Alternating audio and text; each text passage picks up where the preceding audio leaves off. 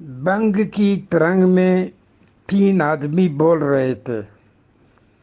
पहले ने कहा, अरे रामू ने शामू का उंगली तोड़ दी। मैंने मंत्र पढ़ा और जोड़ दी।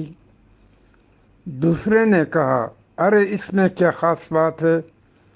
कल्लू ने लल्लू का हाथ तोड़ दिया। मैंने बिना मंत्र जोड़ दिया। इतने में तीसरे ने जुबान हिलाई, क्या बच्चों जैसे बातें कर रहे हो भाई। कल का किस्सा सुनाता हूँ, आंखी देखी बताता हूँ। दिल्ली के स्टेशन पर क्रॉसिंग हो रही थी। मोटरें आ रही थी, जा रही थी।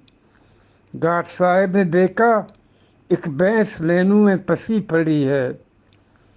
कुछ समस्या बहुत बड़ी है। गार्ड साहब कुछ दयालु किस्म के इंसान थे। सूरत शक्ल में पहलवान थे।